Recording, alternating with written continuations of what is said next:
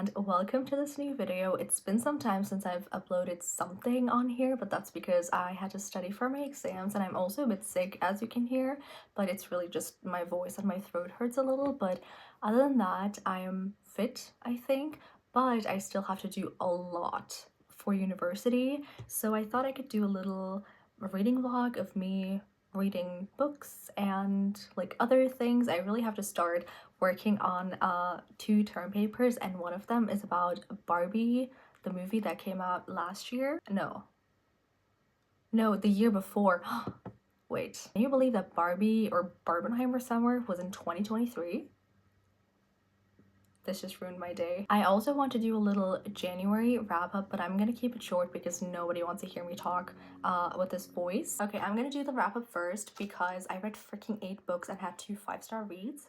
Like, I'm still in disbelief that January was so good because last year, 2024, reading wise was just not it. I'm gonna keep it short because I literally don't know how to do book reviews other than saying that I love the book and that it was so good and that you should read it. But the first 2 books were the last 2 books in the Last Hour series by Cassandra Clare. Chain of Iron was a 5-star read. I love this book so much, and I miss these characters a lot. And Chain of Thorns was a 4.5-star read. Will Herondale is in the series, so you know it's gonna be good because I love freaking Will Herondale. I always say it. I don't think there's one video where I don't talk about Will Herondale, but I love him. I love him so much, honestly. He's the love of my life. Then I finished another series, and it was I don't know if it's really called the Lightlark series, but I read Nightbane and Skyshade by Alex Astor, and I loved it. I liked the first book, which was Lightlark, but this book was so good. Tell me why in every fantasy series, the second book just hits different. Every freaking time, it's always the second book that, you know, has me hooked and committed to series. So this one was great, and Skyshade was amazing too. I can't say too much about this because it's the second book in a series, but I'm a Grim girly through and through, so I loved seeing more of him. And in general, I love when they're like not flashback, but like chapters from the past. And that was the case with this one, so I really enjoyed that. I'm noticing now that I read a lot of series in January, so the next 2 books are also part of a series. I don't know if it's just called the Inheritance Game series or if there is another name for the series, but I finally read the Inheritance Games and the Hawthorne Legacy because these are like really hyped on TikTok, and I told myself that I wouldn't read them because I was just scared that they were overhyped book talk books, but this was a 5-star read. I love this book so much. The Inheritance Games, honestly, I want to reread it because I love when books have like plot twists and reveals back to back, and that was the case in the Inheritance Games. We have a love triangle. If a book has a love triangle, sign me up. So I mean, this book had all the ingredients to be perfect, and it was. I gave it 5 stars. The ending blew me away. It was so good that I had to read the Hawthorne Legacy immediately, and I love this one too. I loved like getting tiny bits of the love triangle. I'm honestly really just a sucker for love triangles. I don't know what it is, but I love triangles. I feel like that's such an unpopular opinion because not a lot of people like them, but I love them, and this book was great too. Then I read 2 graphic novels. The first one was Heartstopper, and the other one was Who'd Have Cares, and I liked both. I gave both a 3.5 stars, but the thing with graphic novels is that I'm missing the depth that prose have because they're very like, I don't want to use the word shallow because they still talk about important issues with a very vulnerable and sensitive manner, but it's not what I'm looking for. Like, I want to read about thoughts and feelings and have this like inner turmoil on paper, and graphic novels just don't give me that, and that's why I don't usually read them. I read them because I was having breakfast and I wanted to read something, and you know, it's like very handy to read a graphic novel like with your Kindle, so I read them, but I feel like graphic novels are just not for me. There's nothing I hate more than putting books back on my shelf because my shelf is so full that it's so hard to, you know, find space. But yeah, I have to move a couple things and then I'm sure I will find the space I need. But I'm also taking over our shelves in the living room, which is not fun because then my parents can see that I have like a bookish problem, that I have too many books, especially when I ask me if I read the book and I'm like, no, I haven't.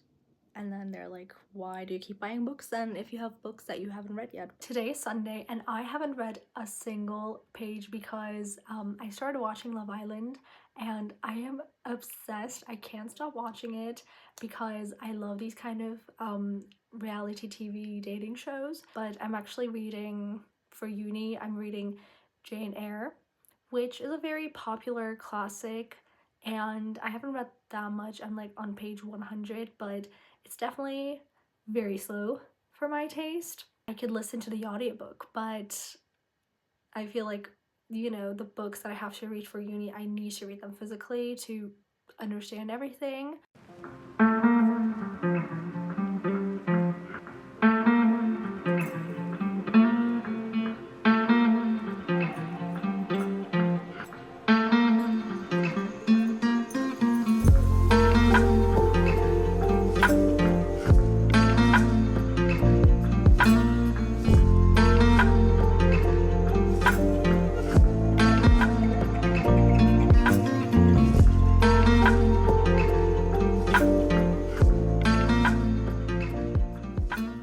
I'm literally rotting away at home doing research and studying, so we're gonna do something fun, which is a book haul, because book hauls make me really happy.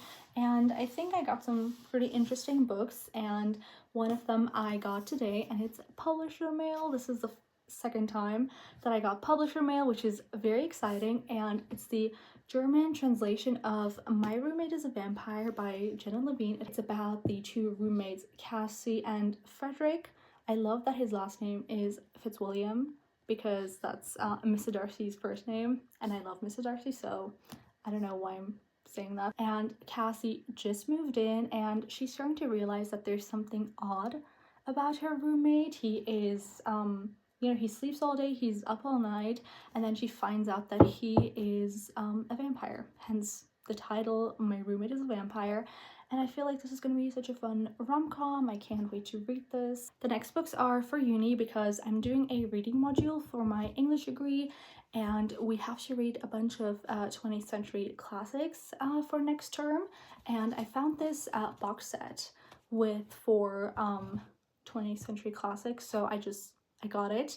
And I'm not gonna talk too much about them because I don't know what they're about. The first one is A Portrait of the Artist as a Young Man by James Joyce. The next book is 1984 by George Orwell. I have already read this book in high school and I hated it. Then I have Lady Chatterley's Lover by D.H. Lawrence. I'm actually really excited to read this book because it's supposed to be very, very controversial, because if I remember correctly, Lady Chatterley, the protagonist, cheats on her husband and she goes on to have an affair, and like it talks a lot about sex and sexuality, and that's why it's, you know, so controversial, because 20th century people were uptight, I guess, and it was just inappropriate to be so open about sexuality in that time. So yeah, I can't wait to read this. Maybe it's like spicy, I don't know, we'll see. The last book is To the Lighthouse by Virginia Woolf. I have so many novels by Virginia Woolf at home, but I haven't read any of them, so we'll see. I tried to read Mrs. Dalloway and I unfortunately didn't like the writing style, but that's because she writes in this like stream of consciousness way, which is very common for authors of that time. I'm honestly not looking forward to reading 20th century classics because of the stream of consciousness type of writing style. I'm pretty sure that James Joyce does it too, because it's very common in modernist literature to write in this stream of consciousness manner to, you know, like better represent and talk about the human experience in this like modern and industrialized world, and like being overwhelmed with all the new opportunities and new lifestyles and stuff like that, but I feel like nobody cares. Fun part is over. I have to go back now and work on my term paper, but the thing is, it's about Barbie, so it's very exciting, and I'm gonna go through my Barbie screenplay and find some scenes to analyze. I also made myself a cup of tea in my Barbie mug that I got for Christmas. I also got the screenplay for Christmas, and I'm literally wearing Barbie socks that I also got for Christmas because my friend Emily made me like this ultimate Barbie package, I feel like, for Christmas, because we did a little gift exchange with two of my friends, and my friend Emily apparently thought it would be a great idea to, you know, make it Barbie themed, and I'm not complaining because I love Barbie. I know I'm 20, but I feel like Barbie is timeless. A little reading update on My Roommate is a Vampire. I haven't read that much, but I am obsessed with this book. It's so unintentionally funny because Frederick, who's a vampire, just doesn't fit in. Like the way he talks and his sentence structures and the words he uses definitely make him stand out. So it's like really funny because Cassie talks in this like modern way, but he's like has a very eloquent style, and I don't know, it's like really funny. It's time to make myself a cup of tea, and I stumbled across this at the grocery store, and this used to be my favorite tea as a child, and I just wanted to see if it still tastes the same, and I'm so excited. It's with raspberries and strawberries, and I love like berry tea, so I'm so excited. Today's Thursday, and I haven't read that much this week, so there's like nothing to update except that on Tuesday something really exciting happened. I got an ARC for a book. I was hoping I'd get the chance to ARC read because it's written by a mutual on TikTok. The book is called The New York Charm, and it's written by Riley Winters, and since I follow her on TikTok, I've seen like all her posts about this book, which, you know, makes it even more exciting to finally get to read the final product. Not gonna lie, this book has like all the ingredients to be a 5-star read for me because it has a second chance trope, and that's like my favorite trope of all time, maybe. To give you a brief overview, the book is about Dylan, who's moving to New York to start a new job, and she's on a plane, she goes to her seat, and guess who she's sitting next to? Her ex-boyfriend Parker. And he's not just an ex, but he was like the one for her. So their little interaction on the airplane is a bit uncomfortable, but they think that, you know, they will never see each other again. But Parker is also moving to New York to start his new job, but what they don't know is that their new jobs would require them to work together. And that's all I've read so far. I think I'm almost on page 100. I must say this book is very like fast-paced. I started this the moment I got the ARC in my inbox, and I'm almost on page 100. And the writing style reminds me so much of Emily Henry's writing style, and I mean that as a compliment because I love Emily Henry's writing style so much, and Happy Place by her is, I think, like my favorite romance book, and it's also a second chance romance. I also already cried a bit, so I can't wait to see what's gonna happen and if I will cry even more when I read more. But let's see what page I'm on. 82, which is really good. I've also annotated quite a few passages, but I don't know where my highlights are. I'm like a bit confused when I use my Kindle, but yeah, I've actually like, is it not working? Oh, I hate my Kindle sometimes. But yeah, I've annotated quite a bit. I can't wait to read more right now because I finally have some time to sit down and read. I also made myself chocolate milk because, first of all, I'm a child, but this isn't regular chocolate milk. There's also like caffeine in it because I need the energy. I want to do like some fun things right now for myself because I'm like drained in uni stuff. Since this book is set in New York, I feel like I need to listen to 1989 by Taylor Swift, and I got a record player a while ago, but the thing is I'm like too lazy to like, you know, put the record on, and then, you know, the side is already been played, and then you have to get up and like turn it over and stuff like that. That's like, I don't know, too much for me. I'm a lazy girl by heart. Do I get up and like put the record on? we shall see. I got over myself and look, she's so pretty. I love it, but this is like my favorite Taylor Swift album, so I will defend it with all my heart. But why on earth would she choose this beach aesthetic for this photo shoot? Like, this is not a beach album. If I remember correctly, Parker's appearance is like based on Harry Styles. If you know, you know. She's gorgeous. I love her. Now my favorite part.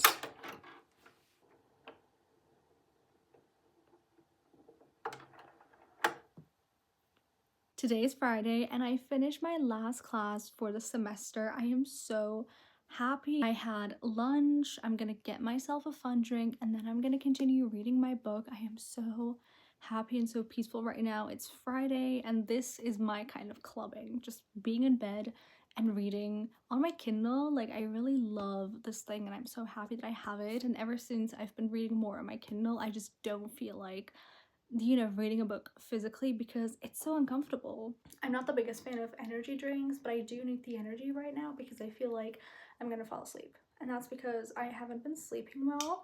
So I got a Red Bull. This is with coconut and blueberry. I actually really love this one. So I'm happy to have it now.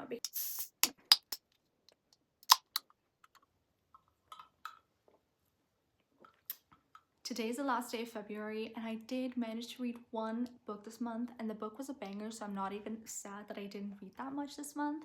But I finished A New York Charm yesterday and I loved it. Shocker, I mean, I knew I was gonna love it, and it was a perfect like rom-com, you know, romantic, sweet, but it was also emotional. I think I cried like 2 or 3 times if I'm not mistaken.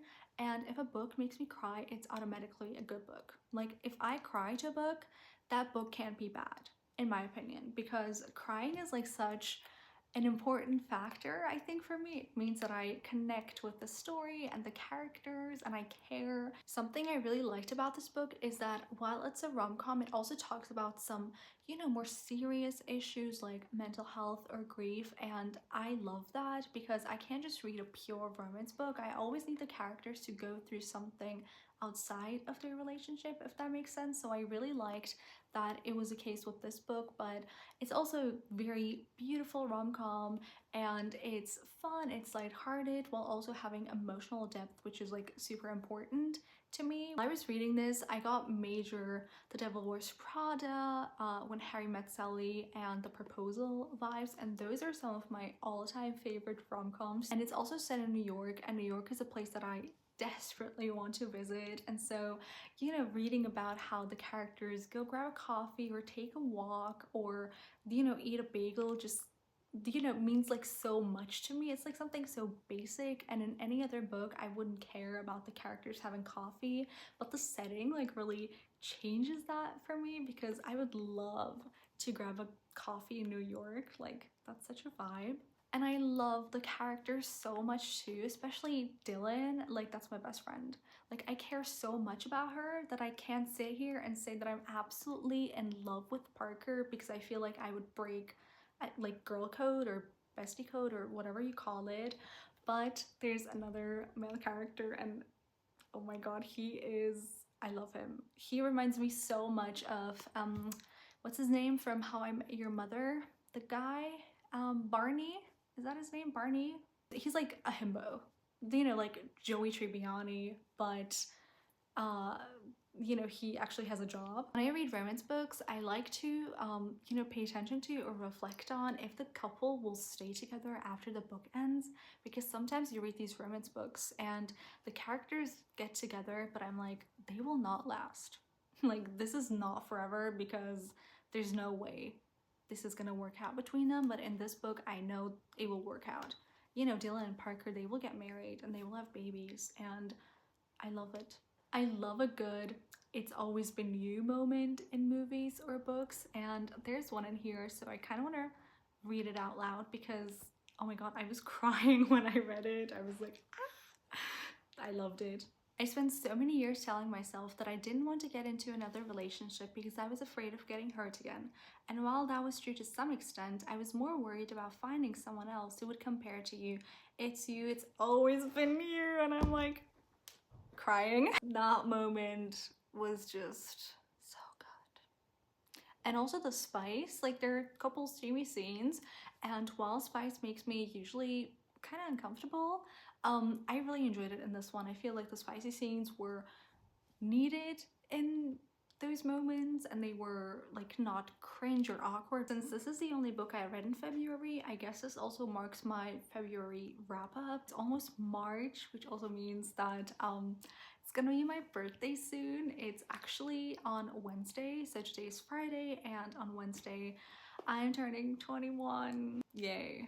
I mean, I'm not really excited because I don't like the idea of getting older, but it's still fun. You know, I'm gonna be 21 and I will have some birthday presents. I actually got, you know, a package from a friend that I made on TikTok. It's so crazy that she, you know, like thought of me on my birthday and sent me book mail, but I will wait until my birthday to open it. That will be so hard because I have no patience at all, and I would just love to open the package right now and see what's inside, but I will try my best and wait. And this also marks the end of this video. Thank you so much for watching. I know it was a bit chaotic, but honestly that's just how life has been lately, but I really hope that I will be more consistent in March, but we'll see about that. But again, thank you so much for watching. I hope you enjoyed it. Bye!